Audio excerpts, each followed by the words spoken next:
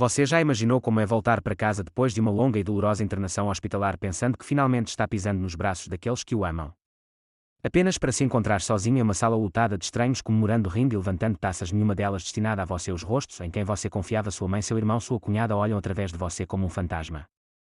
Eles não apenas o ignoram, eles o afastam. Achamos que você tinha ido embora para sempre, diz sua mãe friamente. O quarto não é mais seu. Vá embora. Cada palavra, cada olhar perfura como 1000 agulhas aquela pequena centelha de esperança que você trouxe para casa. Imagine descobrir que toda a sua vida, sua casa, suas memórias, seus bens foi roubada debaixo do seu nariz enquanto você lutava por sua vida. E as pessoas que deveriam ter estado ao seu lado se tornaram as arquitetas da sua ruína. O que você faria? Desistiria ou ressurgiria das cinzas alimentado por um fogo que nunca previram? Naquele momento, parada na minha própria porta observando-os celebrar sem mim, percebi uma verdade devastadora: eu não era mais da família. Eu era invisível, uma estranha na minha própria vida. Mas eu não ia desaparecer. Eu tinha uma escolha: lutar com cada resquício de força que me restava. Você já foi traído por aqueles em quem mais confiava. Se estivesse no meu lugar, o que faria? Buscaria vingança, perdoaria ou reconstruiria a partir dos destroços que eles deixaram para trás? Antes de começarmos, deixe um comentário abaixo dizendo de qual cidade você está assistindo. Agora relaxe e curta a história. Você gostaria que eu ajudasse a criar as próximas sessões? Também é estranho o que você lembra no caminho de volta do hospital para casa: o borrão dos postes de luz, o gosto de antissético barato, a sensação de que a esperança pesa mais quando você a segura com as mãos trêmulas. Eu já havia ensaiado esse momento centenas de vezes: o primeiro passo no capacho, o ranger das dobradiças velhas, os braços da minha mãe em volta de mim, a piada sem graça do meu irmão, até mesmo o jeito como minha cunhada revirava os olhos e dizia: mantivemos as plantas vivas, milagre por dias. A esperança foi a única coisa que me restou. Mas quando empurrei a porta, o mundo desabou. Luz e barulho me atingiram, um borrão de corpos, música e o aroma inconfundível de um perfume que não pertencia a ninguém que eu conhecesse. Havia saltos altos jogados num canto, rostos estranhos jogando cartas à mesa de jantar, vozes altas demais, risos agudos demais. Minha casa transformada no palco de um estranho. Fiquei parada na porta invisível, um fantasma observando os vivos celebrarem. Prendi a respiração. Onde estavam minhas coisas? O espelho do corredor sumira. Minhas fotos de família substituídas por faixas de festa cafonas. Até a tartaruga de jade que eu guardava para dar sorte sumira do parapeito da janela. Uma voz aguda rompeu o barulho. Bem, olha quem resolveu aparecer. Minha cunhada sorriu erguendo o copo. Lázaro está de volta. Minha mãe apareceu na beira da cozinha, me olhando fixamente como se eu fosse apenas uma convidada inesperada. Achamos que você ficaria mais tempo, disse ela secamente. O quarto está ocupado agora. Você deveria ir. Cada palavra me atingiu como um tapa. Meu irmãozinho, o menino que eu carregava nos ombros para casa, nem me olhava nos olhos. Ele apenas olhou para o celular, deu de ombros e desapareceu na multidão. Um balão passou flutuando e roçando minha bochecha. Eu estava morto, já tinha deixado este mundo e agora estava apenas assombrando as ruínas da minha própria vida. Por trás das risadas, as velhas paredes ecoavam com lembranças, manhãs de aniversário quando a luz do sol entrava pela mesma janela, jantares de ação de graças cercado pela minha família antes que a lealdade tivesse um preço. Agora eu estava apenas no caminho. A verdadeira dor, porém, não estava no que eles levavam, mas na facilidade com que preenchiam minha ausência, como se a soma da minha existência pudesse ser substituída por um bolo barato e uma playlist. Procurei um rosto amigável, alguém que notasse a tensão por trás do meu sorriso, o tremor nas minhas mãos. Ironicamente, foi o tio Joseph, um velho amigo do meu falecido pai, que certa vez consertou nossa torneira pingando de graça, que simplesmente acenou com a cabeça na minha direção. Seus olhos eram o único sinal de compreensão em toda a casa, e até ele desviou o olhar envergonhado. Meu mundo girou. Na geladeira embaixo da lista de compras rabiscada às pressas por alguém havia um desenho infantil, algo que a filha da minha vizinha devia ter feito na festa. Uma pequena família de bonequinhos de palito sorria com giz de cera, mas eu não estava lá. Nem na imaginação de uma criança. Tentei falar, mas minha voz foi abafada pelos aplausos e pela próxima rodada de bebidas. Percebi naquele momento que a questão nunca foi sobreviver ao hospital. Minha verdadeira batalha estava ali: sobreviver às pessoas que eu chamava de família, aquelas que me apagaram da minha própria história antes que minha cama de hospital esfriasse. Enquanto eu permanecia paralisada no caos, a raiva, a traição e a mágoa se misturavam.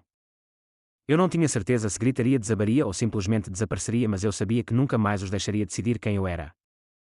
E assim, enquanto pegava minha mala surrada, me perguntando se ela ainda era minha, um pensamento surgiu entre a raiva e a tristeza: dali em diante algo novo teria que começar. Eu já havia perdido tudo.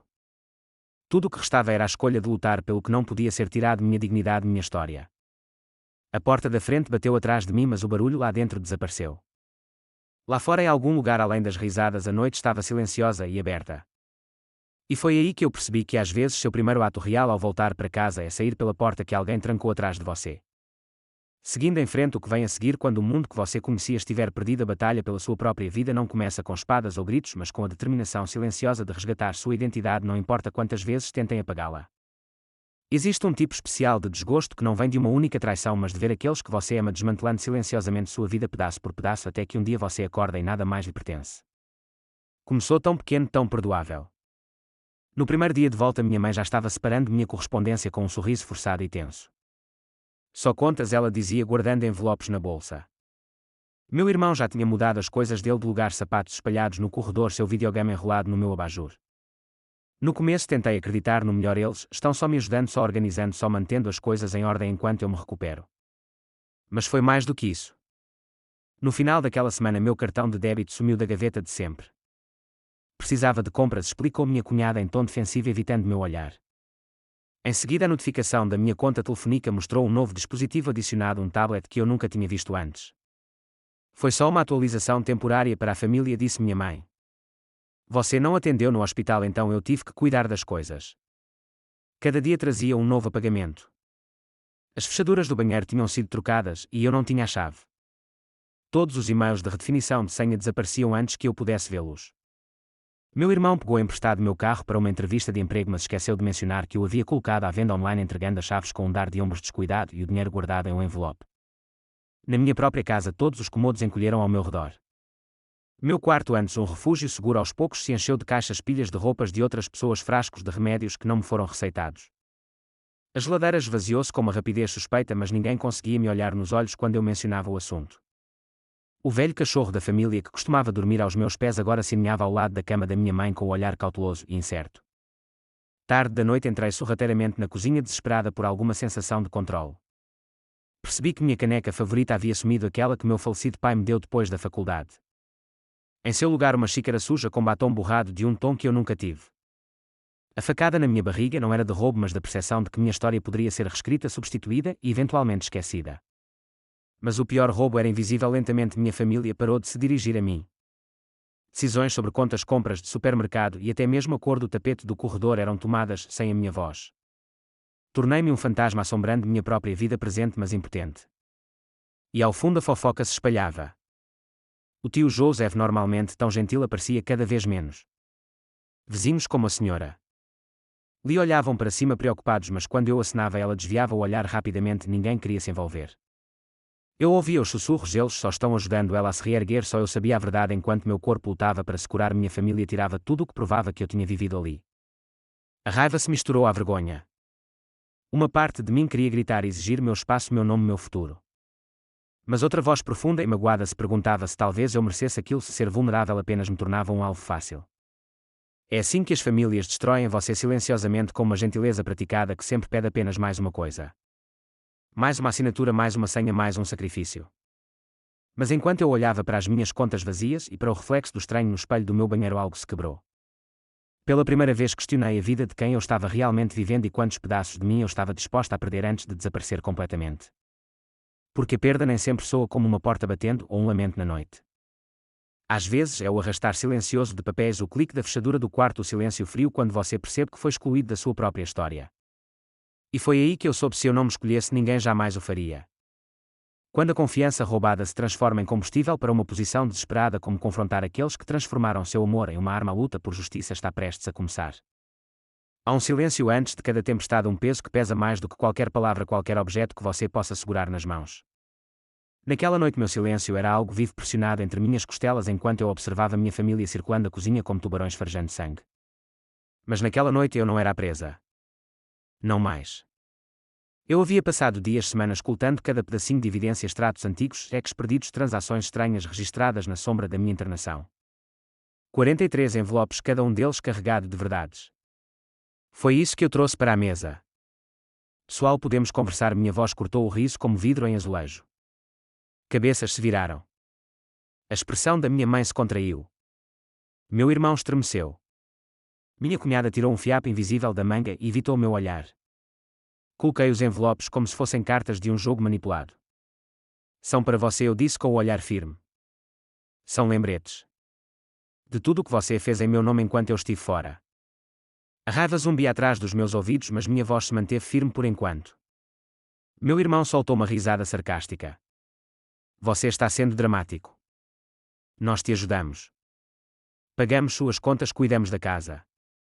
Não, eu disse baixinho, você levou a casa. Vendeu meu carro. Esgotou minhas economias. E fez isso porque achou que eu nunca mais voltaria. O rosto da minha mãe era de mármore determinado frio. Não tínhamos escolha. Você não nos deixou outras opções. Esquerda, balancei a cabeça. Eu estava no hospital, mãe. Que conveniente apagar alguém quando não se pode revidar. Todos falaram ao mesmo tempo. Minha cunhada, tudo isso por dinheiro, meu irmão, não nos envergonha assim. Acabou. Deixa para lá. As vozes se sobrepunham, subindo e descendo, perseguindo umas às outras, desesperadas por desculpas. Peguei meu celular e apertei play. O eco metálico da voz da minha mãe de uma ligação gravada ecoou pela sala, frio e objetivo: só transfira. Ela nem vai perceber. Meu irmão respondeu: não se preocupa, a conta dela está no meu aparelho. O banco não vai sinalizar. As paredes pareciam se fechar. Tio Joseph no canto olhava para as mãos envergonhado ou com medo. O ar parecia carregado, perigoso. Foi então que vi a mão da minha mãe tremer pela primeira vez. Eu queria uma coisa, eu disse, e a firmeza no meu peito chocou até a mim. Família. Não perfeita, mas honesta. Mas o que vocês fizeram? O que todos vocês fizeram? Vocês cruzaram uma linha da qual não há como voltar atrás. Lágrimas brotaram nos olhos da minha cunhada. Não era para ser assim. Só precisávamos de uma ajudinha. Socorro, minha voz falhou, a raiva e a tristeza finalmente transparecendo. Você esvaziou a minha vida comodo por comodo. Você me tirou tudo menos as contas. E agora quer misericórdia. Pela primeira vez a casa ficou realmente silenciosa. Até o velho relógio na parede parecia prender a respiração. Minha decisão foi clara. Apresentei o aviso de despejo, o congelamento das contas bancárias, a notificação de que a lei e não a família cuidaria do resto. Você tem até amanhã, eu disse com a voz quase um sussurro, e depois vai embora. A reação foi instantânea. Meu irmão deu um soco na parede. Minha mãe chorou agarrada a memórias de controle. Minha cunhada implorou primeiro por perdão, depois por tempo. Ninguém perguntou como eu sobrevivi ao hospital. Ninguém pediu desculpas. Mas no centro de toda aquela destruição senti algo que não conhecia há anos, uma liberdade feroz e silenciosa. A dor estava lá, mas a determinação também. Eu não era mais a vítima, o recurso ou a reflexão tardia deles. Enquanto eu estava perto da janela com o caos atrás de mim, vi o tio Joseph se aproximar. Ele colocou a mão gentil e calejada no meu ombro, sem palavras, apenas uma silenciosa demonstração de apoio. Naquele momento percebi: alguns laços sobrevivem mesmo quando o sangue não. Não olhei para trás. Porque sobreviver à traição não é só uma questão do que você perde, mas sim de finalmente traçar um limite. Quando a poeira baixa e tudo o que você conhece se vai, como se reencontrar em meio às ruínas, como é a cura quando as cicatrizes são tão profundas. Há um vazio que se instala depois da tempestade, um silêncio tão completo que quase não se percebe o caos. Lembro-me do dia seguinte à partida deles, salas e quando passos marcados pela poeira, o ar ainda denso com os resquícios de discussões e portas batidas. Minha casa de infância não parecia mais um lugar, era uma ferida crua exposta ao museu de tudo o que eu havia perdido. Durante dias vaguei por aqueles espaços vazios, assombrada por fantasmas de risos e friados, discussões sobre torta de ação de graças, o silêncio suave do meu pai cantando no corredor. A dor sempre me pareceu pessoal, direcionada. Mas agora era mais difusa, uma névoa que pairava sobre tudo, engolindo tanta memória quanto a esperança. Mudei-me para um apartamento minúsculo em cima de uma padaria no centro da cidade, longe do bairro antigo, longe de qualquer lembrança do que existia antes. Estava quase vazio, um colchão, um sofá desbotado, duas canecas lascadas encontradas em um brechó. Mas pela primeira vez em anos nada naquele espaço pertencia a ninguém além de mim. Mas a solidão não cura rápido. Havia manhãs em que a mera luz do sol através de uma janela suja quase me destruía o silêncio, ansiando por alguém que o preenchesse. Algumas noites acordada eu ouvia o eco da voz da minha mãe áspera, decepcionada, me convencendo novamente de que talvez eu realmente fosse indigna de amor descartável. Como se cura quando até mesmo seus reflexos carregam acusações. Mas as pessoas surpreendem. A senhora Morgan, dona da padaria lá embaixo, notou meus olhos inchados certa manhã. Ela me ofereceu um pãozinho de canela quentinho com uma gentileza tão natural quanto seu avental polvilhado de farinha. Semana difícil? Perguntou ela. Me vi confessando sobre casa, sobre família, sobre traição, palavras que eu nunca havia dito em voz alta. Ela apenas assentiu. Famílias quebram você, mas estranhos podem te ajudar a aprender a se reerguer. Não parece justo, mas é assim que funciona. Havia uma pequena biblioteca a 2 quarteirões de distância e comecei a colocar livros lá nas prateleiras algumas horas por semana. O ritmo de organizar histórias ficção, memórias, histórias de desgosto e cura me lembrou que outras pessoas já haviam sobrevivido a coisas piores. Fiz amizade com o bibliotecário-chefe, um veterano idoso chamado Paul, que notava quando eu ficava quieto, perguntava se eu tinha comido, contava histórias sobre seus próprios irmãos afastados e como o perdão às vezes vem em pequenos atos inesperados. Lentamente as rotinas se enraizaram. Aprendi a cozinhar para uma pessoa, a passar um sábado comprando em brechós uma cortina que eu gostava e não uma que alguém esperava. Enviei uma carta ao tio Joseph agradecendo-lhe o apoio silencioso. Fiz amizade com a avó, uma mãe animada de 2 filhos que morava no mesmo prédio, que batia à minha porta só para saber se eu ainda estava lá. Cada pequena conexão costurava pedaços de uma vida que eu estava começando pela primeira vez só para mim. No entanto, a cura não é uma linha reta. Houve noites em que a velha raiva explodiu contra meu irmão, contra minha mãe, até contra mim mesma por deixá-los me machucar. O desejo de vingança, de ligar e exigir desculpas ou explicações, borbulhava feio e ardente. Mas a cada vez eu me lembrava das palavras da senhora Morgan: em alguns dias perdoar significa escolher não atender a porta quando a amargura bate à porta. O ato de perdoá-los não foi um presente para minha família, foi a única maneira de eu recuperar minha vida. Deixar ir foi um ato de rebelião, uma prova de que eles não conseguiram definir quem eu seria. Certa noite, caminhando para casa após uma tempestade, parei para observar uma garotinha brincando em uma poça. Ela riu radiante e livre, lembrando-me de que a alegria pode existir além da tristeza. Naquele momento eu soube, eu não era apenas uma vítima das escolhas da minha família. Eu era a autora de tudo o que aconteceu em seguida. E foi então que a carta chegou, um envelope simples e sem identificação, um lembrete de que alguns capítulos anseiam por ser reabertos. Quando o seu passado bate à porta novamente e o destino de uma criança está em jogo, você escolherá o ciclo ou se tornará o escudo que o quebra, o chamado para proteger, amar e redefinir a família. Aguarda. Algumas feridas permanecem em silêncio, circulando o coração como memórias afiadas, como vidro quebrado logo abaixo da superfície da calma cotidiana. Naquela época eu estava aprendendo a conviver com essas cicatrizes, me remendando com pequenos atos de autorrespeito, reaprendendo a confiar em um mundo que havia me exigido tanto. Então a vida bateu à minha porta novamente, na forma de uma carta, uma foto e uma pergunta desenhada nos olhos assustados de uma criança. Lá estava ela, minha sobrinha, com os cabelos cacheados como os da mãe, mas os olhos com sombras que eu reconhecia, a vergonha, a confusão, a esperança desesperada de que alguém finalmente a escolhesse. A verdade era brutal. Os documentos do tribunal mostravam o legado que minha família deixou: desespero, assinaturas falsificadas, papéis de tutela com meu nome sem meu consentimento, um ato desesperado de uma mãe se desfazendo e um sistema buscando um porto seguro.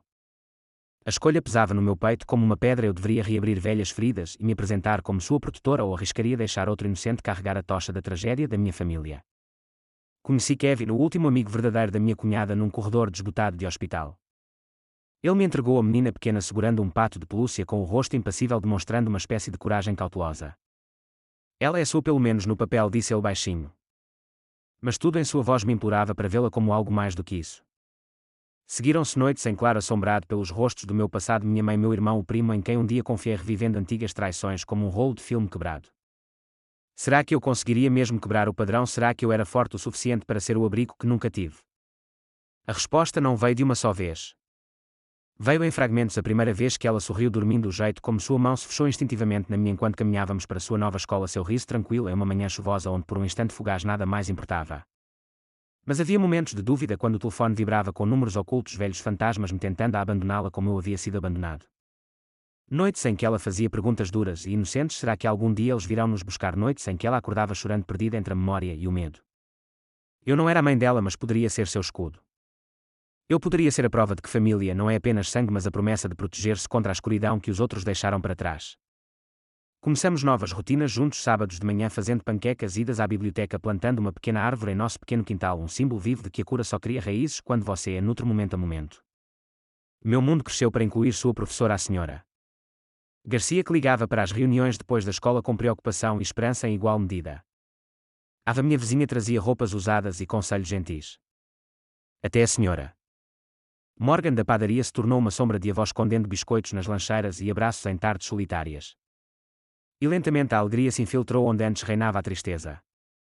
Seu riso se tornou o nascer do sol em nosso pequeno apartamento. Meus sonhos, antes assombrados pelo que se perdera, começaram a brilhar novamente, frágeis mas reais. Perdoar, aprendi, não é apenas deixar a raiva de lado, é escolher dia após dia proteger o que é bom, ser o abrigo na tempestade de alguém. Eu não podia reescrever o passado, mas para nós duas eu podia construir um futuro onde o amor significasse segurança, não sacrifício. Uma noite, enquanto observávamos aquela muda balançando ao vento, ela se virou para mim e perguntou: estamos seguros agora? Não respondi de imediato. Ajoelhei-me, puxei-a para perto de mim e sussurrei: estamos seguros enquanto caminharmos juntos pelo mundo, nunca mais sozinhos. Porque no final a verdadeira cura não veio de se afastar da dor, mas de ficar ao lado de outra pessoa e prometer: o ciclo termina aqui. Finalmente percebi: o legado mais poderoso que eu poderia deixar não eram as ruínas do que minha família destruiu, mas a pequena e crescente esperança que plantei no coração de uma criança, esperança que desta vez não seria traída. E assim uma nova história começa, não com grandes declarações, mas com a escolha silenciosa e diária de amar, proteger e acreditar que das cinzas algo lindo pode finalmente crescer. Vou ser sincera, em algumas noites as lembranças ainda me atormentam. Há momentos em que me questiono se fiz todas as escolhas certas, se a cura é realmente possível depois que as pessoas mais próximas se tornam estranhas. Mas então olho para a pequena vida crescendo ao meu lado, para o riso em um espaço antes preenchido por fantasmas, e percebo que não sou definida pelo que me foi tirado, mas por cada pequena coisa que escolho construir, proteger e amar. A todos que assistiram até aqui, obrigada. Espero que minha história crua, falha às vezes dolorosa, lembre vocês de que mesmo nas traições mais profundas há um caminho a seguir. A cura não é rápida e raramente é bonita, mas é possível. Se você já se sentiu invisível, não ouvido ou desprotegido, saiba que não está sozinho. Se esta história ressoou com você, se você encontrou um vislumbre de esperança ou compreensão, eu lhe peço, por favor, curta, compartilhe e se inscreva. Seu apoio significa muito, ajuda este canal a crescer e a encontrar mais pessoas que precisam saber que também têm uma escolha. E se você tiver pensamentos, conselhos ou suas próprias experiências, compartilhe-os nos comentários, eu leio cada um deles. Sua voz importa e juntos podemos nos ajudar a curar e seguir em frente. Obrigada pelo seu tempo, pela sua empatia e por me deixar esta história entrar no seu dia. Até a próxima, cuide-se e lembre-se, nunca é tarde para reescrever a sua própria história.